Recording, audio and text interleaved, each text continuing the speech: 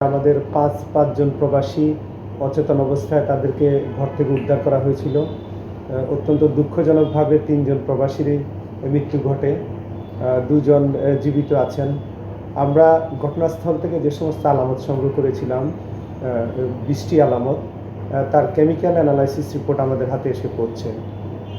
পাশাপাশি Osmani medical college হাসপাতাল থেকে যে সমস্ত স্যাম্পল কালেকশন করা হয়েছিল তার প্যাথোলজিক্যাল রিপোর্ট পাওয়ার পরে বিশেষজ্ঞ ডাক্তারগণ chemical analysis report, pathological report এবং ভিসেরাল রিপোর্ট পর্যালোচনা করেছেন।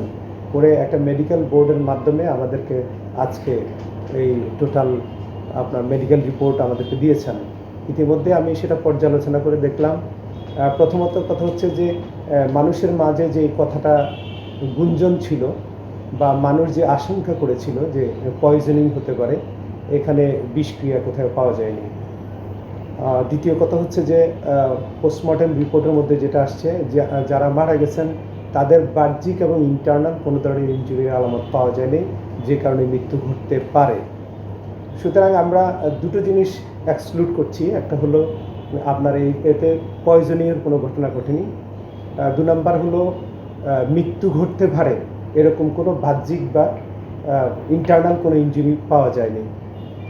ডাক্তারগণ সর্বশেষে যে মতামতটা দিয়েছেন, একটা অজানা কারণ, এটা সে অজানা কারণের মধ্যে ন্যাচারাল কারণ হতে পারে, সেটা ইন্টারনাল কোনো হ্যামারেজ হতে পারে, আমাদের যে পাকস্থলী বা ভিতরে যে অন্তঃস্থলী যেটা আছে এটার মধ্যে কোনো রকমের অসঙ্গতি হতে পারে, এই সমস্ত কারণে।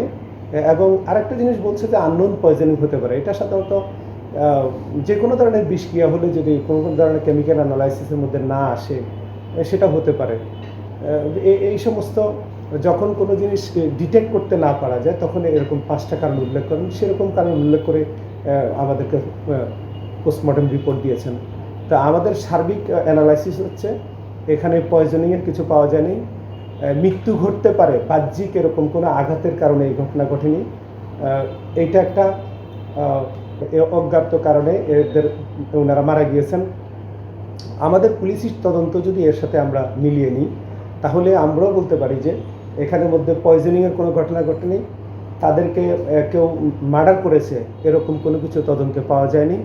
তবে আমরা প্রথম থেকে যে জিনিসটা বলে আসছিলাম, যেহেতু সেটা আবদ্ধ ঘর ছিল, এক ঘরে 5 জন মানুষ বসবাস করেছেন, রাত্রিবেলায় কারেন্ট ছিল না, তারা ঘরের ভিতরে জেনারেটর চালিয়েছেন এবং যেহেতু দরজা জানলা সব বন্ধ ছিল, আমি প্রথম থেকে ঘটনাস্থলে অবজার্ভ করে যেটা বলছিলাম সাফোকেশন, সেই সাফোকেশনের কারণে দম বন্ধ হয়ে ওনারা মারা গেছেন বলে আমরা নিশ্চিত। অক্সিজেন স্বল্পতার কারণে তাদের মৃত্যু হয়েছে, সেরকম একটা কারণ। অনেকগুলো কারণের মধ্যে এটা লিখছেন।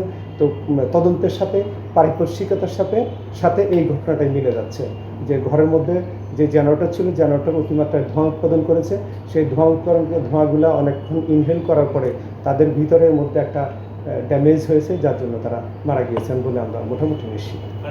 এখানে জেনারেটর কিন্তু বাড়ির মালিকদের নেই, জেনারেটরটা ওনারা নিজেরাই নিয়েছেন বাইরে থেকে।